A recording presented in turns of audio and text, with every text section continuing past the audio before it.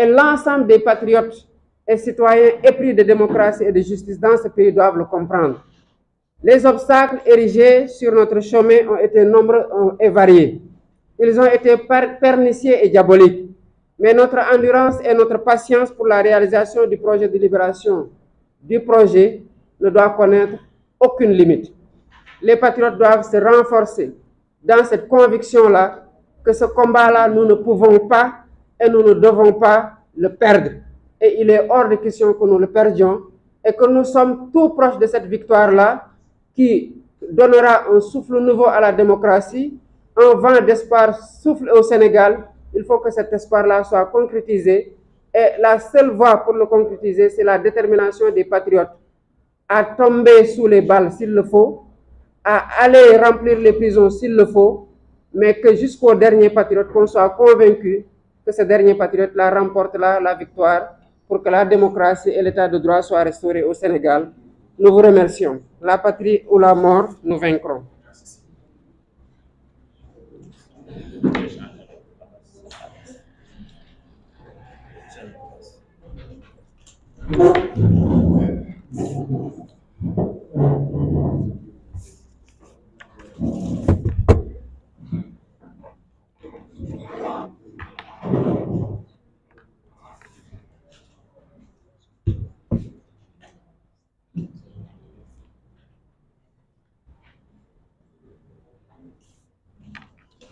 salaamaaleykum mbokki journalistes yi ñu ngi leen di nuyu bépp sénégalais bu ñuy déglu. Bureau politique u Pastef les patriotes moo décidé tey wax ak sénégalais yi, wax aussi ak ñi nga xam ne ñu ngi bitim réew, ñu koy wax ci français la communauté internationale. dañoo décidé démb bi ñu réunir ba pare ne daañu fas yéene wax ak sénégalais yi. lan lañu bëgg a wax sénégalais yi ci loo xam ne sax xëy na ñoom ñëpp gis nañ ko, waaye nag baamtu wàññiwul dara, ndax li ñuy wax yépp sénégalais yi xam nañ. gis ngeen fi réew mi toll, li ñu naan démocratie, muy réew moo xam ni kenn ku ci ne am nga sañ-sañ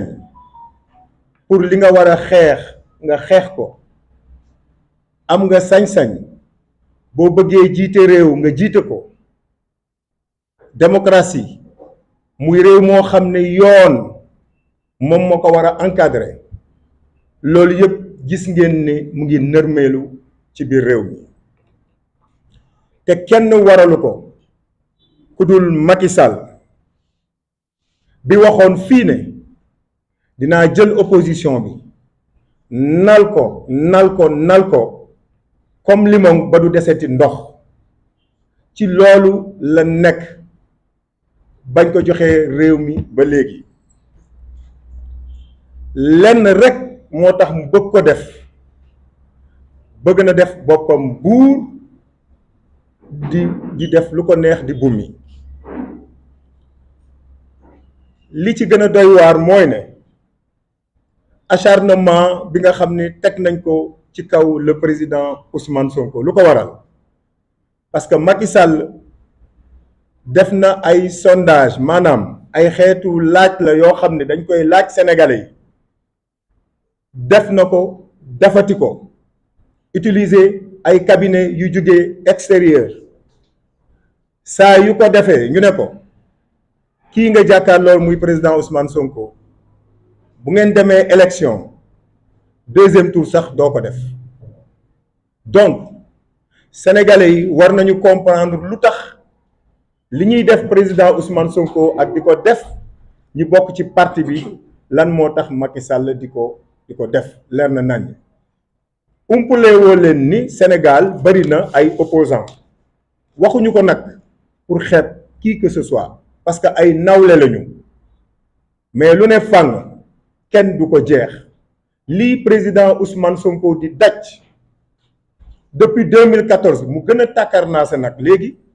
amul benn homme politique wax dëgg yàlla bu ko fiy daj. je crois que loolu wax ko wàññiwul dara looloo tax Macky Sall di acharné wu ci moom. mission nag bi mu am waxoon naa fi ne sénégalais yi ne Macky Sall liggéeyul en 2019 Macky Sall dañ ko jox avion bi gën a gaaw ci réew mi buy jàll ñu xàllal ko bu sëqatee sax kenn du sañ a wax ñu jël ay milliards jox ko jël ay forces de défense et de sécurité jox ko maanaam jël état jox ko Macky Sall ne non doole jooju ngeen ma jox soxlawuma ko pour tabax réew mi doole jooju ngeen ma jox muy état muy puissance publique muy juge muy police muy nervi sax boole na ko ci ay doole yoo xam ne bokkul ci ay kiiwo régalien na doole jooju nag la Macky Sall jël teg ko ci benn nit mu ne ci kaw Ousmane Sonko rek laa koy teg liggéeyatuma mais sama mission mooy ma éliminer Ousmane Sonko politiquement d'abord waaye léegi sax élimination politique bi teg na ko fële parce que président Ousmane Sonko dafa nekk genre hydre mooy monstre boo xam ne fukki tet ak junney bopp la yor saa yoo daggee benn bi beneen bopp jug loolu nag moo ko jaaxal ba fu mu toll nii mu ne nag léegi comme mënatuma ko rey politiquement lépp lu ma tegoon ci ay procès caaxaan ay complot caaxaan teg naa ko waajaan may rëcc léegi nag naa ko rey définitivement parce que loolu lañ gis dem ñu gis nag maintenant fan yi ñu indi benn caaxaankat boo xam ne Sénégal yépp xam nañ ni alalu réew mi daf ko luubal mu bëgg a jafandu nag ci benn procès en diffamation nee na président Ousmane Sonko daf ko tuumaal et que nag léegi danañ ko yóbbu tribunal pour ñu atte ko yéen ñii journalistes yi fi nekk déggatu leen sax ñu wax mbirum Adji Sarr loolu moo leen di won ne am na lu ñu nar ci lii te dégg ngeen le ministre de la justice ki nga xam ni moom la ñu dénk wàllu yoon ci réew mi mu ne publiquement que ni président Ousmane Sonko dafa diffamé Mame Mbaye Niang yéen a ko dégg ngeen dégg beneen ministre muy Moussa Bocar Thiam mu ne le 30 incha allah ci ñoom seeni mébét président Ousmane Sonko daañu ko condamné kon Sénégal ak ñi nekk ci bitim réew leer na naññ ci suñu bopp ak seen bopp que le 30 mars Ousmane Sonko le président Ousmane Sonko dafay dem rek pour déglu avocat yi plaider kenn ku ci ne wax mu nekk genre parodie de justice maanaam loo xam ni comme théâtre rek justice mu pare ñu ne waaw li ñu jot a dégg condamné nañu président Ousmane Sonko c'est-à-dire que fu mu toll nii pour ñun jaratul sax président Ousmane Sonko di dem le 30 mars parce que condamné nañ ko ba pare léegi ñëpp nañu constaté loolu te dañ ne woon procès bi entre deux citoyens la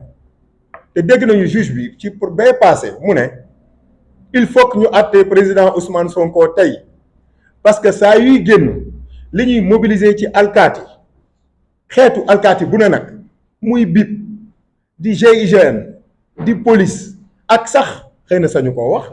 ak ay nervi mu ne loolu dafa ëpp loolu la juge bi joxe argument pour ne dañuy àtte par force le président Ousmane Sonko ba pare ñu wëlbatiku ne c'est un procès ordinaire entre deux citoyens procès ordinaire entre deux citoyens lan moo ci waral ay junney alkaati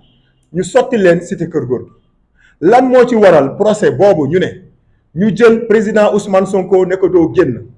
lan moo waral ñu ne ci procès boo xam ne procès bu simple la entre ñaari citoyens ñu ne président Ousmane Sonko say doom du ñu jàngi lan moo waral ci procès boo xam ne nee nañu procès entre deux citoyens la ñu ti ci dóor Guy Marius Sagna gazé ko ànd nañu keroog ñun ñii ak honorable député Ismaïla Diallo ñuy jël grenade di ñu ko dóor nii ci kaw keroog xëy na yàlla moo nanguwul mais Guy Marius Sagna ak ñun ñi am na ñoo xam ne tey jii nii ñu ngi woon tëdd ci suuf procès boo xam ne nee nañu procès bu simple la entre ñaari nit lan moo ci waral lii yëpp question la bu ñuy posé lu ci yoonu bi lu ci yoonu gendarmerie ba démb gis ngeen ñu génne armée kon bu ñu nee sénégalais yi lii procès bu simple la entre ñaari nit nañu waxante dëgg ay caaxaan la gis nañu procès bu fi am en diffamation entre le juge Téliko ak kooku nga xam ne bëgguma ko tudd ah mais procès boobu ba léegi mu ngi wéy mat na presque ñaari at un procès en diffamation ñu ne nag non président Ousmane Sonko nañ ko taxañ tout de suite parce que ñoom xam nañ ni dañuy def li ñuy wax course contre la montre dañuy gaawal mbir mi parce que xam nañ ni am na foo xam ne bu ñu fa tolloo c'est fini mënatuñ ci moom dara te incha allahu rabbi ñu ngi koy wax fii tey devant tout le monde bu soobee yàlla du ñu mën dara ci moom kon musu leen gis nag ci histoire politique ak judiciaire u Sénégal lu mel nii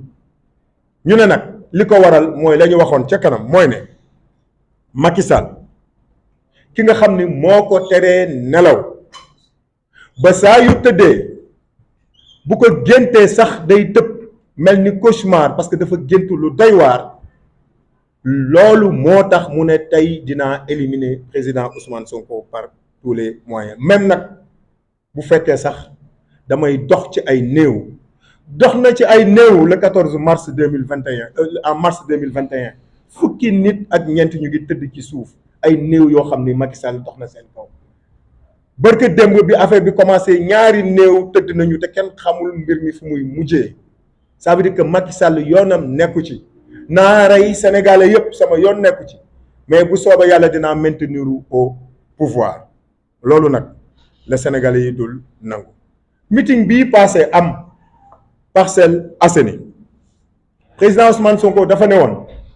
kenn du ko tànnal yoon bu muy jaar parce que gis nañu fang vidéo yaa ngi daw policiers yi ànd ak ay nervi démb gis nañ ko à la Médina ay nervi yor jaas yi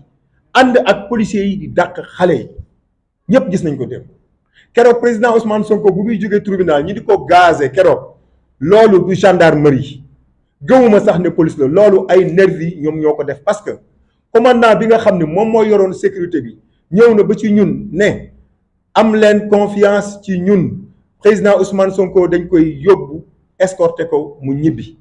ba mu génnee ci tunnel yi moom si boppam ma nga taxaw ca la grenade lacrymogène yi dal ci kawam ay policiers du ñu sànni grenade lacrymogène seen chef fan la grenade lacrymogène yooyu jugee mu ngi jugee ci ay forces yoo xam ne contrôlé tuñ leen force yoo xam ne lu ñu mën a def dara du leen ci fekk ci le président Ousmane Sonko waxoon ne du jaarati ci corniche bi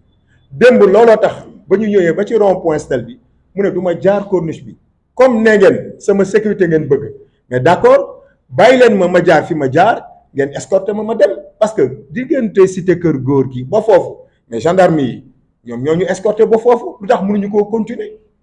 yoon bi nga xam ne président Ousmane Sonko moom la bëgg ñu bàyyi ko mu jaar fa ça veut dire que am na leneen lu ci am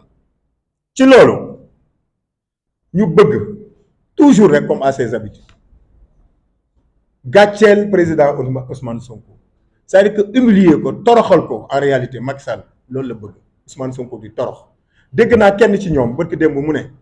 da ngeen a waxoon lu leen neex ngeen di def mais gis ngeen ni ñu def seen waa ji pamtee nañ ko dugal nañ ko ci oto yi par force yóbbu nañ ko waaye wala woon yar foofu dafa doon wax ne bu ñu yëgoon duñ ko def parce que gis ngeen li xew ci réew mi depuis ñaari fan yi muy loo xam ne ñu ngi koy regretter te dañuy ñaan yàlla bu fekkee nag Macky Sall mu ngi continuer nii man gëm naa ni réew mi mu ngi dugg na ci goutte déjà loolu lépp ngeen gis ñu teg ko ci président Ousmane Sonko yamuñ ci moom parce que xam nañ ni mënaluñ ko dara mais ñu ne nañ ko jéem a néewal parteem nañu jàpp Bassirou Diomaye Faye nañu jàpp El Malick nañu jàpp Abass Fall nañu jàpp te yëg nañu lépp loo xam ne ñu ngi koy waajal waaye ñu ngi wax Macky Sall ak nguuram bu fekkoon rek ne suñu confort ñun maanaam suñu bànneex rek moo ñu intéressé nëgë ni ñu ngi toog suñuy kër suñuy wetu soxna suñuy wetu doom suñuy wetu yaay amul kenn fii ñi fi toog ku fi ragal a dem kaso parce que ña nekk kaso gënuñu ñun gënuñu leen au contraire ñoom sax actuellement ni gëm naa ni ñoom ñoo ñu gën waaye nag na Macky Sall xam ne kenn ragalu fi kaso te ragal naa ni dina battre record de prisonniers politiques parce que li nekk ci kaso bi actuellement nii ci ay nit ñu jàpp musul am dans l'histoire politique du Sénégal amul ci Senghor musul am ci Abdou Diouf musul am ci Abdoulaye Wade il y a à peu près 300 prisonniers maanaam juróom benn fukk wala juróom benn fukk waaw ñetti téeméer ak juróom fukk ñetti téeméer ak juróom fukk ci ay prisonniers yu nekk ci kaso bi te xam naa ne fii ak ay fan ay junney nit bi yaboo mu yaatal kaso yi mais ay junney nit incha allah lay yóbbu kaso donc kidnapping boobu muy def maanaam sàcc ay doomu aadama dugal leen ci kaso yaakaar ne loolu dina tax nit ñi dellu ginnaaw ci li ñuy xeex boole na ci li nga xam ne moom la koy def ay membre bureau politique ñu ngi actuellement en prison Fadilou Keïta dégg ngeen ko bërki démb commencé na grève de la faim lu ko dal ce sera de la responsabilité du président Macky Sall maintenant li mu bëgg mooy ku mu ci jàpp rek mu téye la kaso lu yàgg yooyu ñuy def seen yëfu caaxaan yooyu di la yóbbu instruction pour xalaat ne loolu bu amee xale nit ñi daañu gën a ragal ñu ne wax dëgg yàlla ñu ngi xaar te lii ma gis ci réew mi bërki démb ak tey mën naa ne gëm naa ne li xewoon sax 14 mars ak li xew bii mën nañ leen méngale parce que li fi yàqu ci ay alalu jàmbur kenn xamul nu mu toll et c'est de la responsabilité Macky Sall la ak nguuram ñiñ fi jàpp ci responsable ñi dee ci responsabilité am ñaata milliards la Sénégal ñàkk bisu manifestation yi amul benn magasin bu ubbi ñaata xale ñaata école la ñu tëj keroog loolu est-ce que Mame Mbaye Niang mi nga xam ne dafa luubal alalu réew mi est-ce que jar na ko Mame Mbaye Niang nag taxul Mame Mbaye Niang objet la bu ñuy utiliser ci loo xam ne stratégie bu ñu teg pour éliminer le président Ousmane Sonko te du jàll ñuy wax nag sénégalais yi ñi nga xam ne dañuy xeex pour yoon law ci réew mi sénégalais yi nga xam ne dañuy xeex pour démocratie law ci réew mi ñi nga xam ne en 2011 2012 ñoo jàkkaarloo nag Abdoulaye Wade ñi nga xam ne ñoo jàkkaarloo woon nag Abdou Diouf di xeex pour démocratie law ci réew mi ñu ngi leen di woo te di leen yëgal ne fu mu toll nii ñoom ñëpp ñu ngi toog ci chaise boo xam ne ñaari tànk moo ci des te des na tuuti ñun ñii ñëpp Sénégalais yëpp ñu ngi toog ci chaise boo xam ne benn tànk la li ci des pour mu suux bareetu daanaka sax mën nañu wax ni démocratie suux na ci Sénégal ñu leen di woo nag muy organisation non gouvernementale yi muy les organisations de droits de l'homme ñi nga xam ne dañuy saytu droits de l'homme ak ñeneen ñu jug taxaw pour ne Macky Sall mu arrêté waxoon naa fi dafa waxoon ne dafay nal opposition bi ba dañu exister ti la mu waxoon mu ngi ci waxoon naa ko du ma ko répété élimination président Ousmane Sonko physiquement léegi lañuy jéem ci loolu yëpp nag ñu may leen ci rek ay point yoo xam ni mooy wone di firndeel li ñu jot a wax le 16 février 2023 gis ngeen ko ñu planifier li ñuy wax benn guet-apens c'est-à-dire benn piège pour dal ci kaw président Ousmane Sonko ay nervis armés wax naa ko léegi dal ci kawam ci côté Soumbédioune ba jour boobu GIGN ñoo obligé dugal ko ci otoom pour yóbbu ko buñ demee ci réew nag ba ay nervis taxaw policiers yi gis leen ñu leen di bàyyi ñu opérer ça veut dire que réew mi toll na foo xam ni kenn nekkatul en sécurité 14 mars 2023 ñu jël ay grenades lacrymogènes sànni ko ci cortège yu convoi wu président Ousmane Sonko bi ñuy jugee ci meeting bi keroog li ñu daj ci yoon bi pour ñëw li ñu dóor ci ay grenades lacrymogènes dóor ko ci président Ousmane Sonko gëj nañ ko def un opposant politique dans ce pays léegi nag ñu ne nañu toog bu ñu wax dara le 15 mars ñu séquestrer le président Ousmane Sonko parce que ñu bari dañ naan il est en résidence surveillée non il n'est pas en résidence surveillée déedéet dañ ko séquestrer teg ko ci këram ne ko doo génn daanaka président Ousmane Sonko kaso la nekkoon depuis le 14 mars mi ngi woon ci biir kaso ci biir këram moom ak njabootam lépp lu ñu am ci ay droit ñu fànq ko jël ay xeetu gànnaay di ko dóor ci kaw garde corps Ousmane Sonko gis ngeen bërki démb image boobu nga xam ne boo ko gisee da ngay xam ne police egg na ak gendarmerie egg nañ ci barbarie boo xam ne kenn mës ko jël fetal dóor ko ci tànku nit ba tànk bi yàqu. Le 16 mars encore ñu planifier beneen xeetu piège ak ay nervi gis nañ leen ñun ñëpp le 16 mars ñuy dal ci kaw ay militants te ñooñu ñëpp président Ousmane Sonko wax na ko keroog ci meeting bi c'est des gens yoo xam ni au niveau de la présidence lañ leen recruter te daañu ci ñëwaat. ñu jël un député comme Guy Marius Sagna le 16 bi taxaw ne président Ousmane Sonko du dugg seen oto ñu gazé ko Guy Marius Sagna toog na 1 heure de temps yoo xam ni gisul ba muy dugg bi tribunal dañ ko téye ci loxo. moom aussi sa santé fu mu toll nii mu ngi ci en danger. ñu jël li gën a garaaw président Ousmane Sonko gazé ko parce que moom ak Guy Marius Sagna ak maître Ciré Clédor Ly ak Ndeye Fatou Mbodj mii ñoo nekkoon ci oto bi ñu gazé ko ba bu ngeen xoolee image yi ba muy génn ci kaso bi ñu koy xëcc daanaka jour boobu président Ousmane Sonko xamatul fu mu nekk xoolaat leen image yi bu baax xamatul fu mu nekk te loolu c'est extrêmement grave te daañu ci ñëwaat et li tax ñu di ko def ñu ne dafa war a dem tribunal par force mais loolu mooy wane ni yoon amul ci réew mi ñëpp xam nañ ne président Ousmane Sonko bu ko neexoon mais du dem comparaître la comparution est libre mënoon nañ ko juger par défaut c'est-à-dire que mën nañ ko àtte te du fa nekk yoon loolu la wax léegi pourquoi nag ñu bëgg par force ne ko di nga dem tribunal mais loolu kay leer na ni dañ ko bëggoon brutaliser benn dañ ko bëggoon a rey ba pare au-delà avant ñu koy rey ñu humilier ko comme ñoom ñu ngi koy bàkkoo fan yëpp naan gatsa bi mujj na metti ci yéen waaye loolu gën a leer li gën a garaaw nag mooy nit ku ne boo feebaree da nga war a am droit pour faju président Ousmane Sonko gis ngeen image yi li mu daj dañ ko brutaliser te kenn xamul lañu ko sotti ba léegi kenn xamul lañ ko sotti mu ngi hôpital ñun ñi ñëpp fan yi yëpp pour ñu gis ko sax ñun problème la les leaders de la coalition Lamine Diante ngi tam nañ fa dem pour ñu gis le président Ousmane Sonko problème la loolu ñu ko sotti nag moo tey waxuma la sax tey suñu xel mais dañu wóor ne loolu ñu ko sotti c'est pour attenter à sa vie maanaam dañ koy répéter di ko waxaat sénégalais yi xam ko ne président Ousmane Sonko sa vie est en danger parce que la ñu ko sotti ba léegi xamuñu lan la ñu ne ko doo génn sa kër ambulance bi ñëw di ko jël si ñu ne ko doo génn sa kër doo dem hôpital loolu mës ngeen ko gis Sénégal nit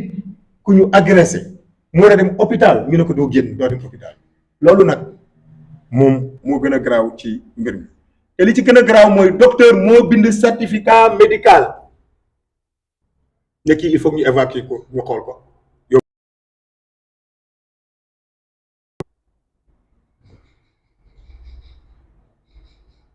li ci gën a loolu bokk na aussi li ci gën a grave maintenant li ñuy wax mooy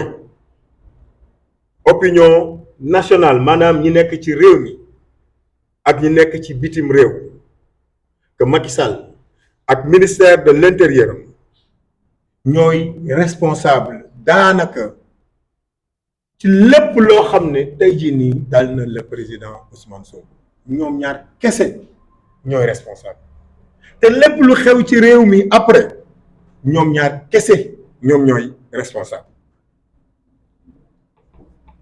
te waat nañu ne lii ñu def nii muy tey muy ëllëg parce que nguur gi daañu ko bàyyi bu soobee yàlla daañu ko fay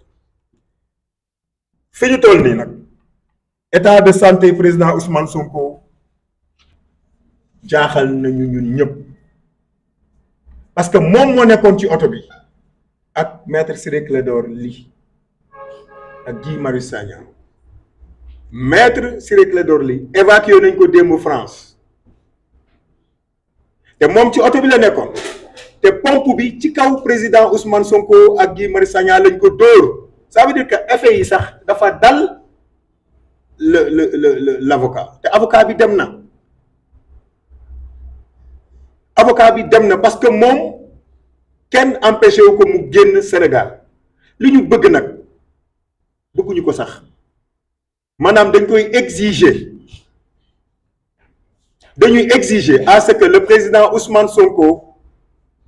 ñu jox ko passeport am mu dem bitim réew mu wóolu mu dem fa ñu xool loolu nga xam ni sotti nañ ko ban xeet la yaramam ci bitim réew lañ ko mën a xoolee parce que fii Sénégal amuñu spécialiste yu xarañ lool ci mbir yooyu pour ñu xool ko loolu la ñu bëgg tey ñu wax militants yi sympathisants yi ak sénégalais boo xam ne xalaat nga ni war ngaa jàpp ci lii ñu exiger à ce que le président Ousmane Sonko ñu yóbbu ko bitim réew ñu xool ko loolu daañu ko xeex par tous les moyens pour mu am. beneen bi mooy à partir d'aujourd'hui daañu exiger képp koo xam ne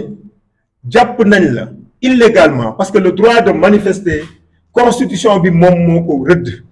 képp koo xam ne jàpp nañ la dañuy exiger fii au Sénégal ak partout ñi nekk bitim réew fu ñu mën a nekk na seen kàddu jub nañu manifester de façon démocratique pour que ñooñu ñu libérer leen loolu moom daañu ko jox passeport am mu dem faju ji militants yi ñu jàpp ak sympathisants yi daañu xeex pour ñu libérer leen ñuy wax nag ci loolu pour mu am pour que président Ousmane Sonko ñu jox ko passeport am mu dem ñu pour que ñi ñu jàpp ñu bàyyi leen nee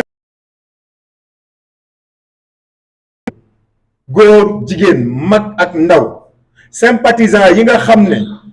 gëm nañ ne li ñuy teg président Ousmane Sonko ak njaboot biologique mooy ñu mu jur ak njabootam politique ñooñu ñu ngi leen di woo pour ñu mobiliser wu pour que lii ñu exiger ñu am ko et que tentative d'assassinat bi nga xam ne moom la ñu bëgg def ci président Ousmane Sonko mu arrêté na ñëpp mobiliser wu sur le terrain bu kenn toog sa kër di xalaat ne mbir mi président Ousmane Sonko kese la ak njabootam parce que lii ñu koy teg nii bis bu jàllee booboo Sénégal kenn bañ a xëyti sax di wax ci rajo di wax ci télé wala di dox ci mbedd parce que di nga dox rek ñu jàpp la dugal ci oto yóbbu la tëj la wala s'il le faut rey la gis ngeen dañu doon jéem ci dàmbooj bu mu génnee ci émifol sutura mais nëgëni kon mu ngi ci biir suuf comme li ñuy jéem ci yeneen leader politique yi ak ñi nga xam ne ñoom ñoo nekk Pastef donc na militants yëpp mobilisé wu daañu mettre la pression sur Macky Sall pour que ñaar yooyu ñu bëgg ñu am ko donc na ñëpp génn ñu manifester yoon moo ñu may ñu manifester te incha allah daañu ko def ñuy wax encore 45 coordination départementales yi nga xam ne ñoom ñoo nekk biir Pastef tey nañu xëy dem ci préfecture yi déposer ay lettres d'information pour ñu manifester démocratiquement maintenant nag la manifestation c'est un droit ñu tere ko ñu ñàkk ko tere incha allah daañu manifester mais nañu dem déposer les lettres d'information pour ay marches pacifiques comme la ñu defoon semaine passée def nañ ko déggu leen coow déggu leen dara déggu leen bal bu takk déggu leen grenade lacrymogène déggu leen dara donc il y a pas de raison que ñu koy interdire daañu manifester incha allah cette semaine daañu manifester contre le régime de Macky Sall pour mu bàyyi li muy def ñuy woo nag ñi nga xam ne ay alkaati lañu bal yooyu ñu yor ak grenade lacrymogène yi nga xam ne moom la ñuy dóor population yi mais suñu xaalis la ñun ñoo leen jox suñu alal ne leen jënd leen ci ay bal jënd leen ci ay grenade lacrymogène loolu pour lan la pour ngeen veiller ci suñu sécurité moo tax ñu jël alal boobu jox leen ko mais jox ñu leen suñu alal jënd ci ay bal jënd ci ay fetal pour ñu di ko wëlbatiku di ko tiiri ci ñun ñi nga xam ne ñun la ñu war a protéger te coow lii ñoom ñii di dóor bu dégg bëccëg seeni rakk mu ngi ci fuul bi seeni doom sax ñu ngi ci fuul bi seeni jarbaat ñu ngi ci fuul bi gis nañ ci ay ñoo xam ne seeni wayjur ñu ngi ci police bi ñu ngi woon ci manifestation yi gis nañ ko am na loo xam ne amoon na fi en mars 2021 du ma ko wax fii am na ci ñoo xam ne ñoom seeni doom ci manifestation yi am na ñoo xam ne am na ci koo xam ne doomam ci manifestation yi la dee en mars 2021. nañu moytu bal yi ñuy dóor, nañu moytu grenade lacrymogène yi nga xam ne buñ koy sànni dañ ko war a sànni ci kaw ful mais dañ koy dóor ci kaw, nañ ko moytu parce que yéen a nekk na borom a ciy fanaan. dañu bëgg ay forces de défense et de sécurité républicaine. Sénégal lañ fi war a nekkal, waruñu fee nekkal benn nguur, parce que Macky Sall jaru ko dafiy jugee te bis bi fi jugee bàyyi fi ñoo xam ne assassinat yi ñuy dégg, rey yi ñuy dégg, gaañ yi ñuy gaañ nit ñi, commissariat yi ñuy rey nit ñi, bisu Macky Sall jugee da leen fi bàyyi daw te yéen ñun ak yéen ñoom ñooy des fii biir Sénégal. Donc ñu ngi leen di ñaan ñoom ñun ñiy toog nii di génn dox suñu soxla, kenn yoru ci fetal, kenn yoru ci jaasi, kenn yoru ci dara. ñi ñuy gis sur le terrain muy ay nervi yor ay jaasi, yor ay fetal di ko dóor ci nit ñi, ñoom si ñooñu la ñu war a wëlbatiku. Ça veut dire que Sénégal jarul sax ñuy am police. Maintenant bu ñu demee ba egg foofu ba nga xam ni police mënatuñu protéger, wax dëgg yàlla nous serons obligés ñun aussi ñu protéger suñu bopp. Donc dañu exiger que la police sécurise tous les citoyens ak fu ñu mën a bokk ak parti politique bu ñu mën a bokk. Le rôle de la police c'est de sécuriser les citoyens. bu ñu demee ba kenn moytu ko, man de sama kër nag wax dëgg yàlla du ma nangu toog ñu ñëw di daggi sama kër di ma bëgg a rey maag sama njaboot may toog di xoole. defe naa loolu kenn du ko fi nangu, donc bu police jëlul ay responsabilités assurer suñu sécurité, nous serons obligés ñu assurer suñu bopp suñu sécurité. bu ñu demee ba egg foofu nag moom mooy ne kon réew mi egg na ci li nga xam ni maam Abdoul Aziz Sy Junior doon na ko wax, nee na réew mi buñ ci jógul guerre civile dina fi am. te kooku kilifa la, nitu yàlla la, artu na nag, waxoon na ko, mais lii ñuy gis nii dafa mel ni la mu waxoon moom mooy waaj a am. egg nañ nag foo xam ne comme loolu yëpp am na ci réew mi ba tey jii nii kenn nekkatul en sécurité. bu ngeen gisee fan yi Dakar circulation bi gis ngeen ni mu mel, xatul parce que kenn bëggatul génn, yaa ngi toog sa kër parce que da nga naan à tout moment ci biti mën na tàkk. bu ñu nee ba egg foofu ba sécurité amatu fi, ba ay nit di dee, ay nervi di attaqué ay nit, Macky Sall dafa war a jugee ci bopp réew mi. C'est-à-dire que Macky Sall est incapable de gérer ce pays. bu doon États-Unis la on va parler d'impeachment.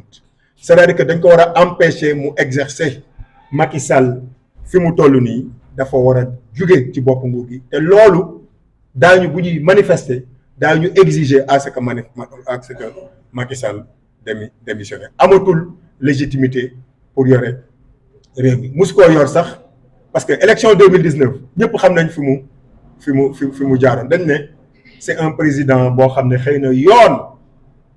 yoon validé na ko, mais légitimité, c'est-à-dire li tax mu toog ci bopp nguur gi mus koo am, te tey la waaloo gën a aay. donc may wax nag jeexale foofu di ko wax suñuy militants, di ko wax suñuy sympathisants ne lii nii yëpp mooy wane ni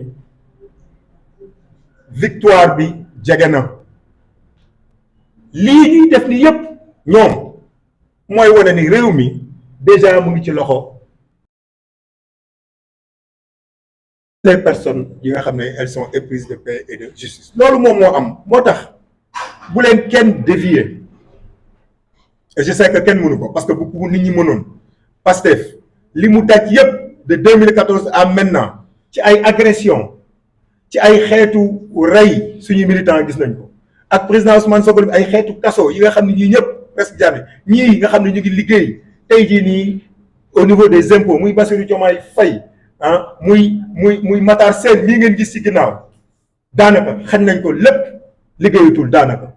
lan moo tax mu jaral ko parce que gëm nañ ni lépp lu ñu teg incha allahu rabbi, lépp loo xam ne teg nañ ñu ko ci ay coono, c'est parce que fa ñu jëm moo baax. victoire bi mu ngi nii, ñu ngi koy gis ñun ñëpp, na ñëpp mobiliser wu. musuñoo gën a jege nii nguur gi qu'auparavant. 2019 dëgg-dëgg xel yoon na, mais bii amatul dara, amatul sikki sàkk. oto yi, marché yi, foo munti dem, taxi yi sax boo ci duggee lépp président Ousmane Sonko lañ lay wax ak Pastef. ça veut dire que réew mi mu ngi suñu loxo. bu kenn tay, bu kenn ragal. lañ doon ñaan incha allahu rabbi jage si na ba pare. ñu leen di ñaan militant Pastef yi ñu gën a mobiliser wu autour de l'essentiel. nañu mobiliser wu autour de leur président défendre ko vaille que vaille yéen a ngi koy def guddi ak bëccëg ba léegi yéen a ngi koy def li ki des bareetul incha allah pour que ñu jël le président Ousmane Sonko teg ko ci boppu Sénégal ak lépp loo xam ni espoir la woon amoon nañ ko ci moom yàlla dimbali ñu ba Sénégal yi teg ci seen bët ba du ñu rëccu mukk luñ koy tegee ci boppu Sénégal loolu laa amoon lu ma bëgg a wax ci wolof di leen gërëm di leen sant. ñu déglu suñu jigéen Yacine Fall mu ñëw ci version anglaise bi waaye waaye ma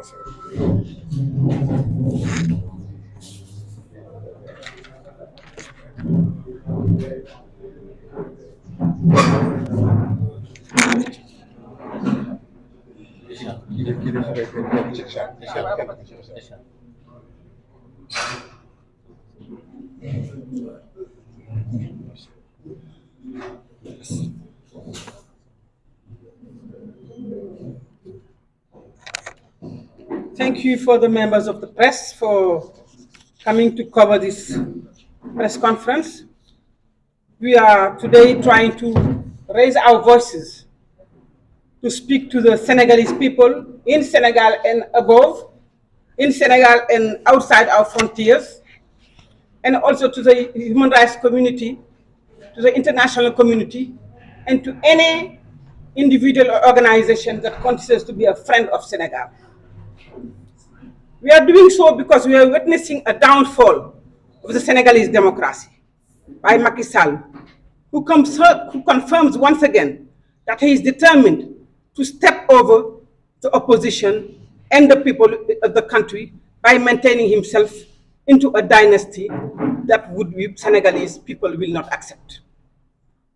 President Macky Sall is convinced, based on polls that was done, that if elections in 2024 are held, he will lose at the first round. And he will lose to who? He will lose to President Ousmane Sonko. At any election held, any way you do it, whether he contributes or not, President Ousmane Sonko will be winning at the first round. And this is why he has masterminded and put together a situation of banditry that appears to the world as expressed by the Minister of Justice, Ismaïla Madior Fall, who is condemning Ousmane Sonko on a trial that has not yet taken place. You cannot be condemned without being seen to be guilty. And that is what the Minister of Justice, who is actually someone who has studied law, is doing. That is banditry. Another one is really another minister who said that when the trial will be held on the 30th, President Ousmane Sonko will be found guilty. Now, where in the world can you trial someone, find him guilty, without really going to trial and while he's still summoned in court? So we are really in a situation where the Senegalese, our country, is in a very, very, very dire situation.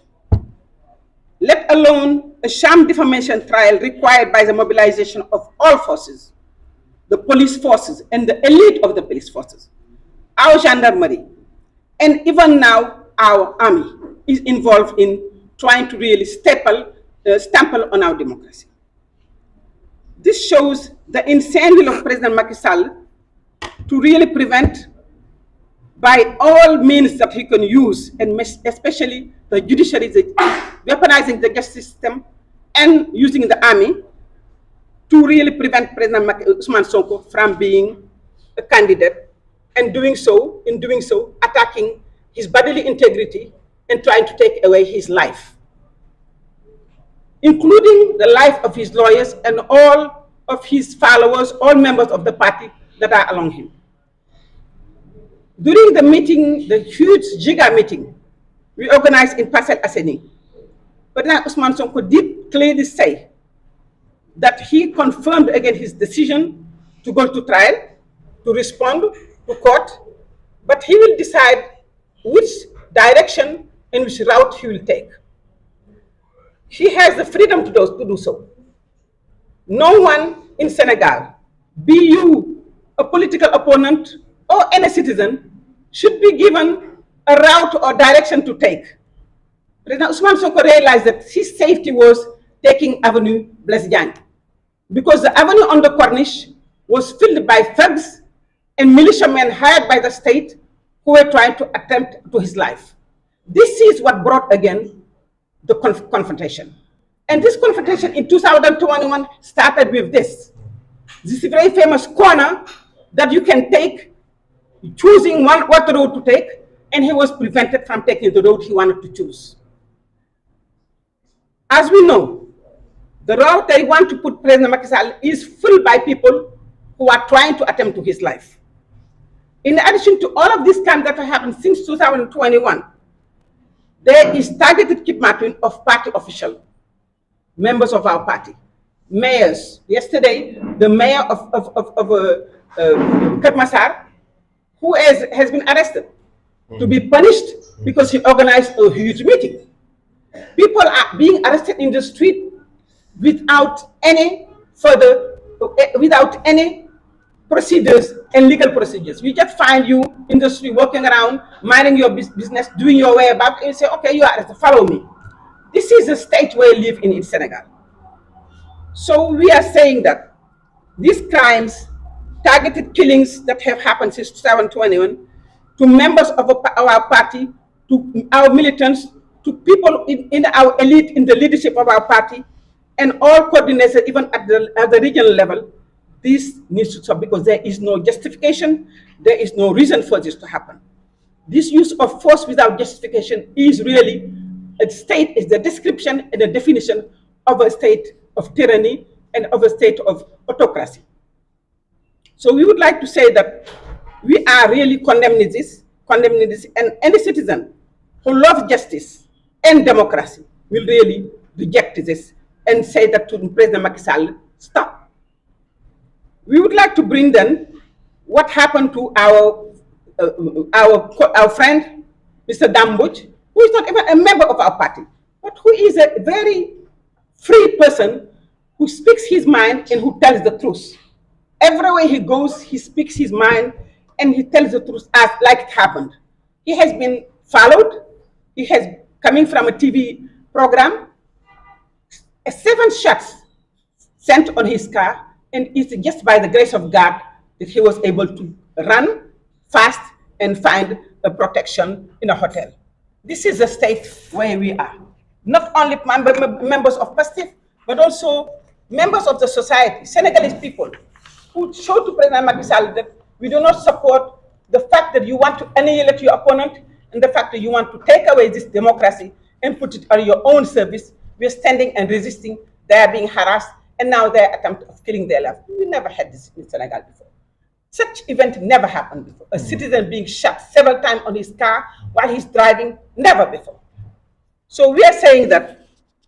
President Macky Sall is really putting in practice what he said before, that I will annihilate the opposition in Senegal. Now, annihilating an opposition in Senegal meaning you're going to kill democracy. That was his promise, and that's what he's putting in practice, but there is a lot of resistance to that. I want to just go back to a few dates. February 16, 2023, he planned an ambush with armed thugs, because now we have thugs, malicious thugs that are in our defense and security forces, integrated into them, that are using machetes, that are using knives, stabbing people in the back, stabbing people, and this is not what an army does. We do know that the police didn't do it, gendarmerie isn't doing it, and this is what we are living in. And we are also saying that on the 14th of March, when President Ousmane Sonko was coming out of a convoy, after a very successful meeting, his car and his convoy was attacked and tear gas were showed. And the kind of tear, I've been to demonstrations all over the world in many times to watch, to follow, but the kind of tear gas we have here in Senegal, there is a need for investigation. What kind of tear gas they are using in this country? Because they are really, really damaging bodily integrity, and they're really damaging people. and they are not being thrown in the sky like it is legally supposed to be done. They're throwing it towards people's body to harm them and maim them. So President Ousmane Sonko's convoy was attacked with tear gas on the 14th. On the 15th, President Ousmane Sonko was almost put on house arrest because a huge army and force surrounded his house, like Senegal was at war against one individual.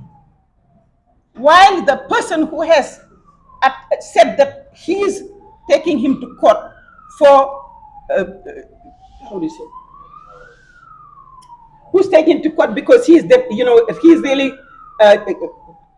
telling things that are not true for defamation. He is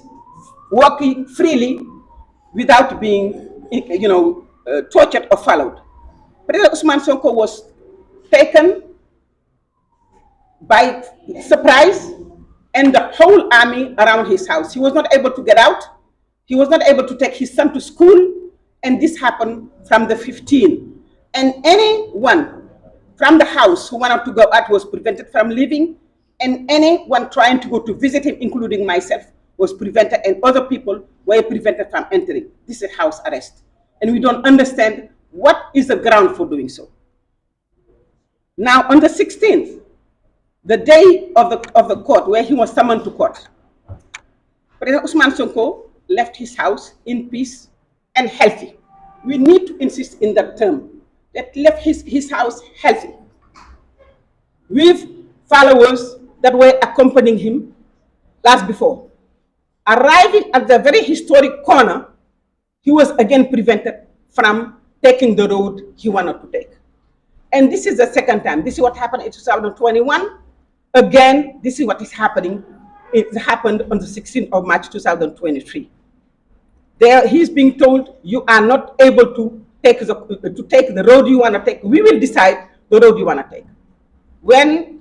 Honorable Gimir Marisanya and other people said no, President Ousmane Sonko is even allowed, according to the law, to return to his house because of this court summon. He's not obliged to go to court. He can go or can get his lawyers represent him. They said, no, we are going to take you by force. He went into another car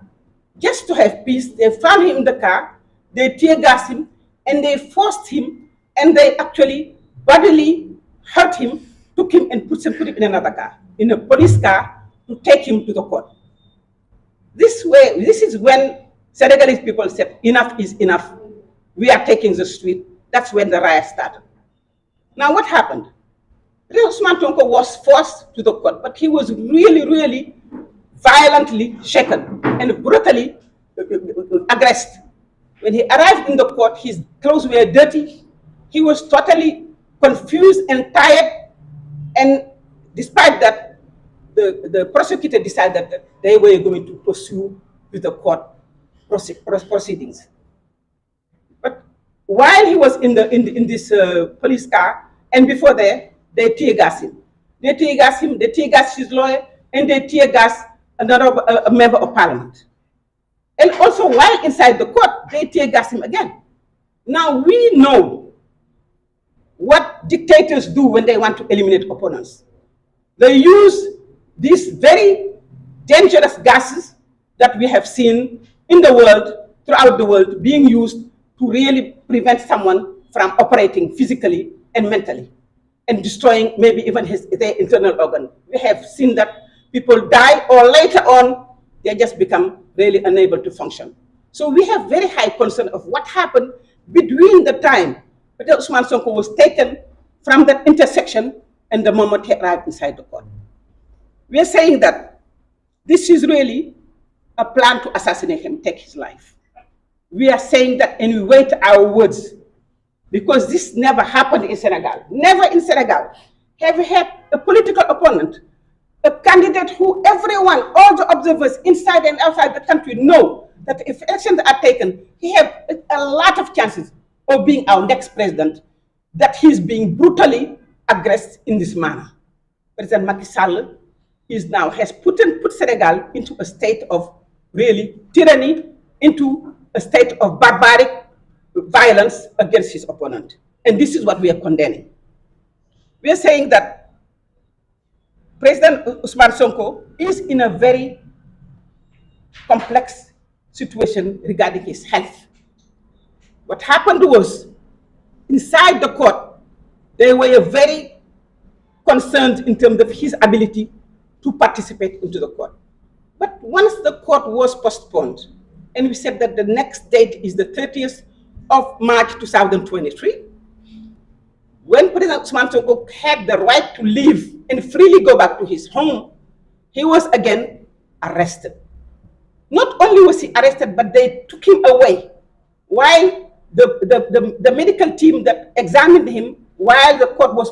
going on said he needed medical care. He needed to go to the hospital. They said no. And when he was getting out, tried to go to get medical care to his home or in the hospital, he was arrested again. Arrested how? Arrested, put in a police car and taken back to his house without medical care. This is again President Macky Sall's attempt to harm President Ousmane Sonko, an attempt to really take life. Because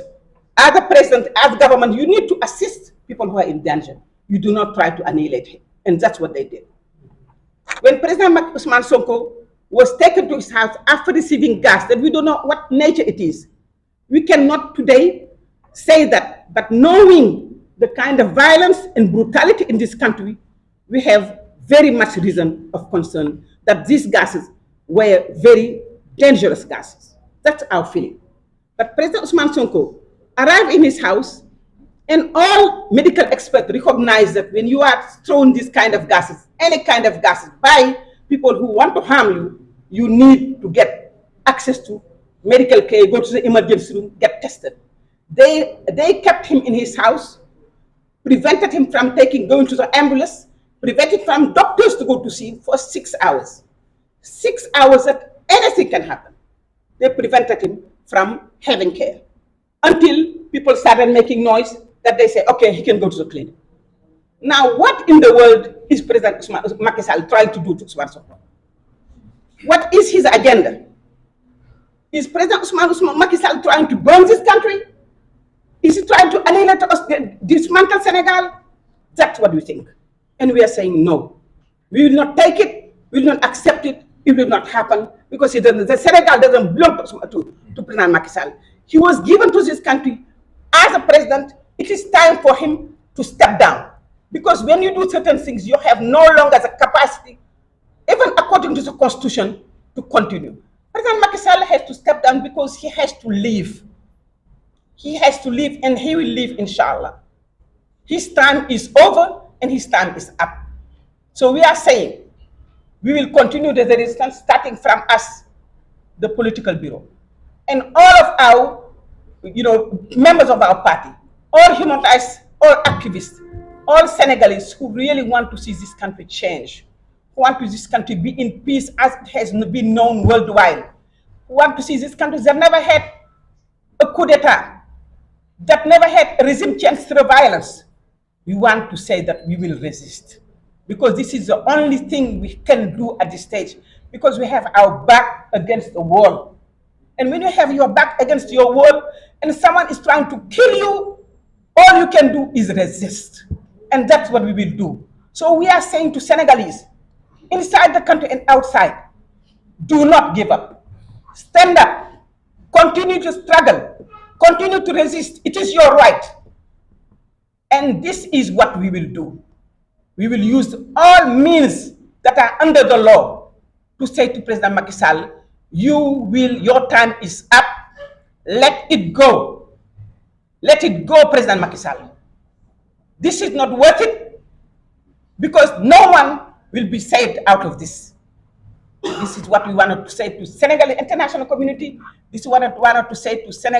Senegalese people, because the reports on the country are not pretty. Human rights organizations are testimonies of what is happening in Senegal. The report, even media that used to demonize us, are today saying that no, this is not acceptable. So we are just saying that it is time for us to go back to our basics. You see, the rule of law, Senegalese democracy, the values that we all cherish, and that,